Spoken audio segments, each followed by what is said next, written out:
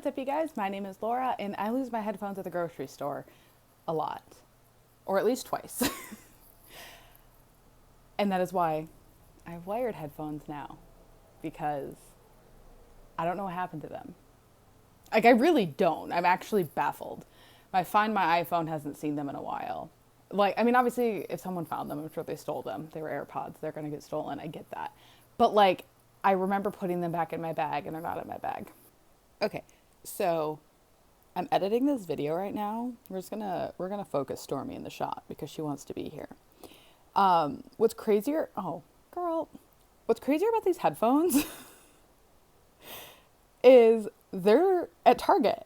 My Find My app shows them at Target at the register that I checked out in. I went to customer service, they don't have them. I tried to play the sound when I was standing near the register. They wouldn't connect, which is kind of weird. But, like, no one can find them.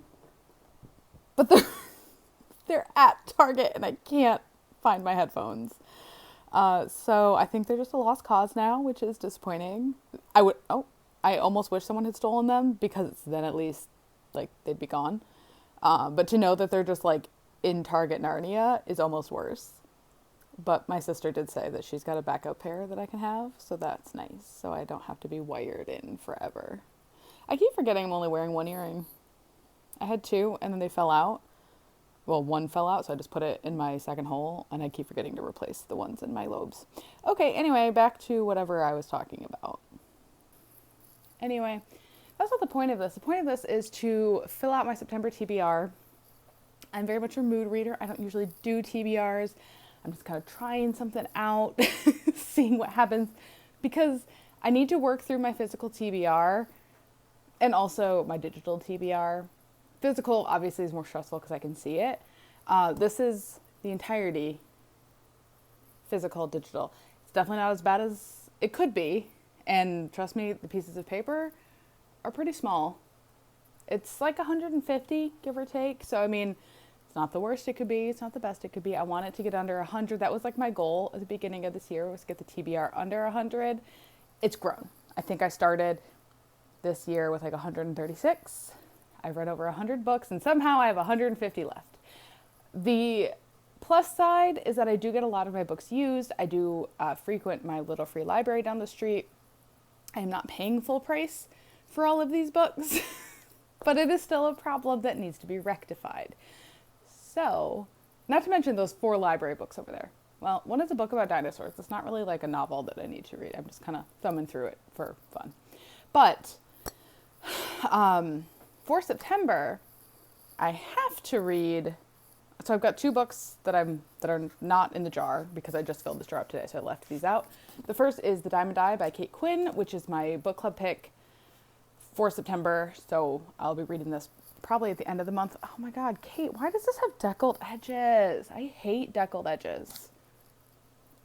Like, I literally, sometimes when I see this, just want to, like, get a razor and just clean it off. That would probably make it worse. The other book that I want to read, I say September, it's August 25th right now. There's a chance I'll read it this week. But is Happy and You Know It by Laura Hankin, because I'm working on a vlog about authors named Laura, and this is on there. So I might read this week, but otherwise I want to read it in September. And what are these books about? How about? So The Dime and Die is, shockingly, because it's Kate Quinn, a World War II novel. Surprise! It's her favorite topic. Wry and bookish history student Mila Pavlichenko organizes her life around her library job and her young son. But Hitler's invasion of Russia sends her on a different path. Given a rifle and sent to join the fight, Mila must transform herself from a studious girl to deadly sniper, a lethal hunter of Nazis known as Lady Death. When news of her 300th kill makes her a national heroine, Mila is torn from the battlefields of the Eastern Front and sent to America on a goodwill tour. Still reeling from the war wounds and devastated by loss, Mila finds herself isolated and lonely in the glittering world of Washington, D.C., until an unexpected friendship with First Lady Eleanor Roosevelt and an even more unexpected connection with a silent fellow sniper offers the possibility of happiness. But when an old enemy from Mila's past joins forces with a deadly new foe lurking in the shadows, Lady Death finds herself battling her own demons and enemy bullets in the deadliest duel of her life. Based on a true story, The Diamond Eye is a haunting novel of heroism of a mother who became a soldier and a woman who found her place in the world and changed the course of history forever. Side note, will she be gay with Eleanor Roosevelt? Because, like, Eleanor was gay. We all know this, right? That would be fun. So I love Kate Quinn's World War II novels. I'm in the middle of reading The Huntress right now, which is on audio, and I'm finding myself struggling to listen to it, but not because it's bad, but for some reason I think I'm losing my focus for audiobooks, which is so devastating. And Happy and You Know It is a dark and witty page-turner about a struggling young musician who takes a job singing for a playgroup of overpriced babies and their effortlessly cool moms, only to find herself pulled into their glamorous lives and dangerous secrets.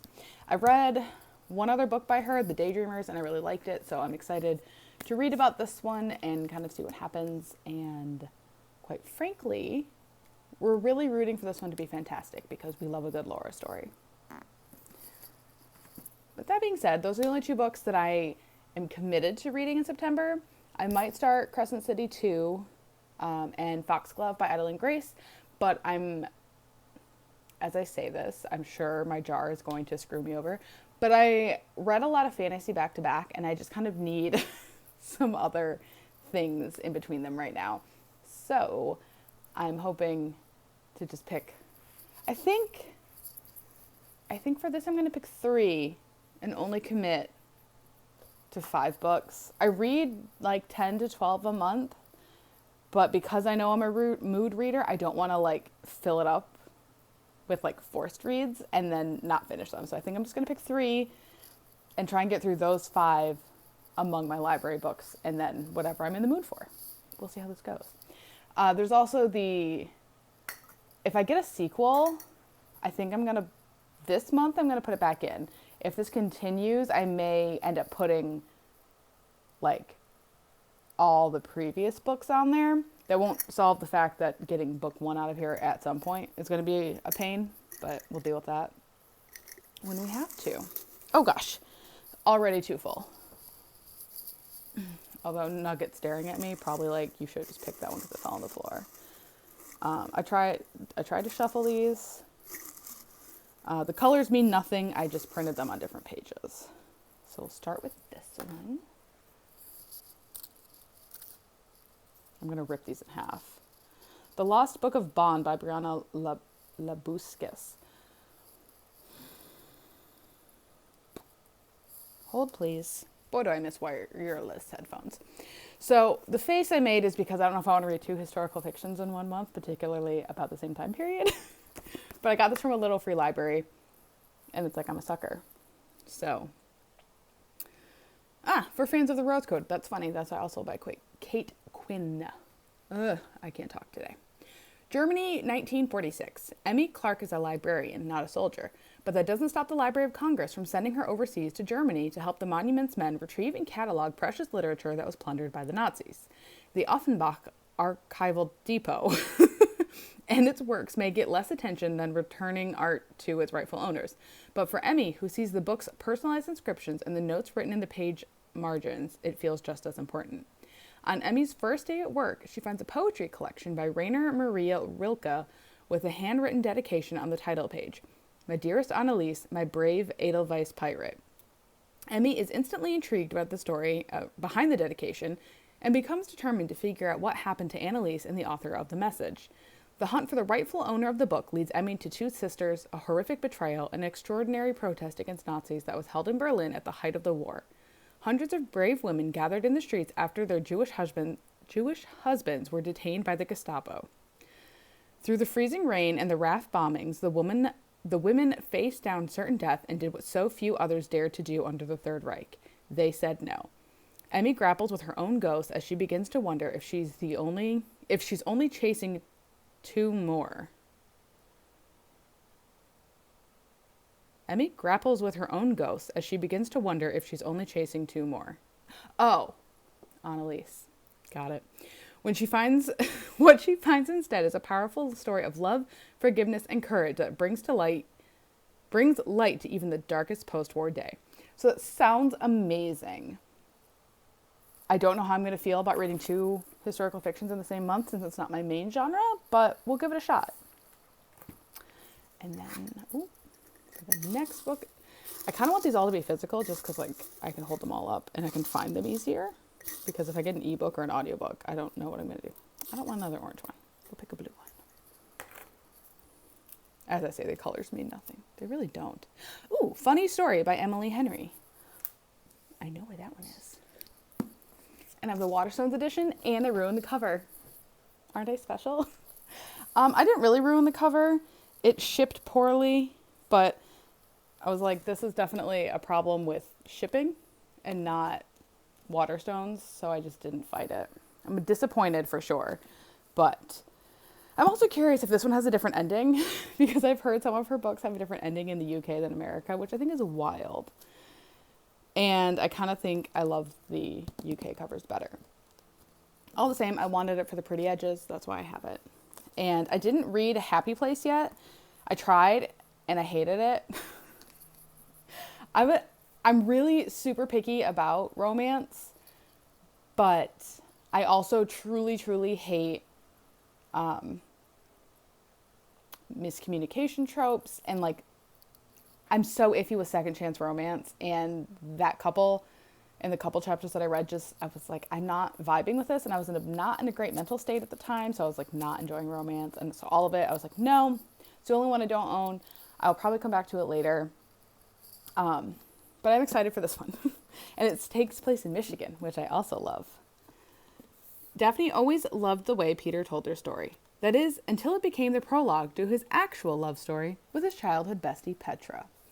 Which is how Daphne ended up rooming with her total opposite and the only person who could possibly understand her predicament, Petra's ex, Miles. As expected, it's not a match made in heaven. That is until one night, while tossing back tequilas, they form a plan. And if it involves posting deliberately misleading photos of their adventure together, well, who could blame them? So I think we've all kind of heard about this by now. It is about a set of 4 people. 2 were together, they broke up. And the girl, so it's 2 couples. Both couples break up, and then they swap partners. That's probably the easier way to say that. So we just love everything about that. It's pretty. I'm excited. I'm in a much better place than I was last year when I tried to read Emily Henry. And we're going to just not cry too hard about this ripped cover. And you know what's worse? I was just in London. I could have replaced this. But it felt silly to buy another copy, especially when I haven't read it yet. I really thought about it. Some of me is a little bit sad I didn't do it.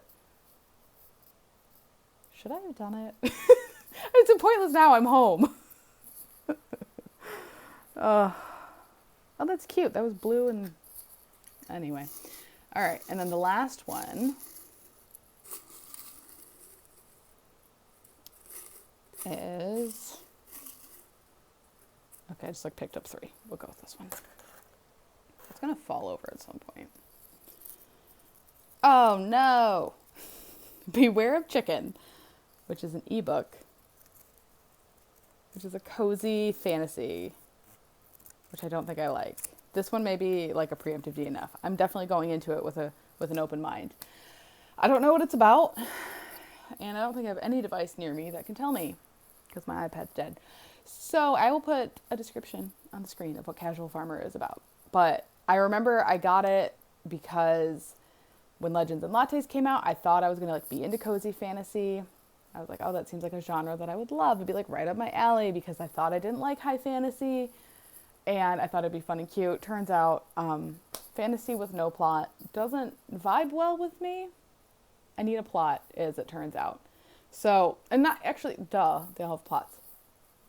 Action. They're missing a lot of action.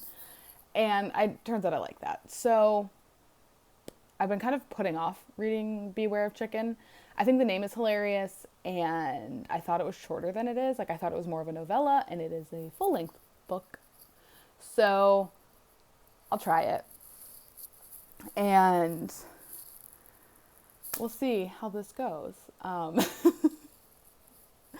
I am excited for most of these, and honestly, I'm really curious what else I'm going to pick up this month because I want October to be more horror focused, more spooky stories. So I am saving a couple of books for that specifically, like Ghost Story. No, what is it called? I can't see it. It's behind my pin flag. Ghost Station by S.A. Barnes. I'm saving that one. I'm going to come back to The Haunting on the Hill or whatever that book was. I tried to read it last year and I didn't vibe. I'm giving it one more chance and then I'm going to DNF it. And then The Center, The Garden, just like a couple random horror books that I'm all saving for October. So September is kind of my last chance to, I was going to say read whatever I want, but we all know I'm going to read whatever I want anyway. But once it starts getting cold, oh my gosh, we had our first, what we call first fall or fake fall, where somewhere in the middle of August, it cools down for like a week. I missed most of it because I was in London, which like I wouldn't trade for the world because hello, Eras Tour. But it was disappointing to see the weather at home being nice and cool and like you can have your windows open and then to come back and it's like 90 degrees and humid. I'm so ready for fall. Although I will miss my pool. Not that I went the past 2 days I've been home. Anyway, this is what I'm definitively reading this month. And I was going to say I was going to check in, but this isn't a reading vlog. I'm still kind of loopy from the time change. I do really well going there, which sounds stupid because you lose 5 hours. Well, I lose 5 hours. But I'm really good at forcing myself to stay awake to adjust to the new time zone. But coming home, I go to bed too early and I wake up at 4 a.m. It's kind of weird. So that's all for now. And I will see you in another video in the future. Bye.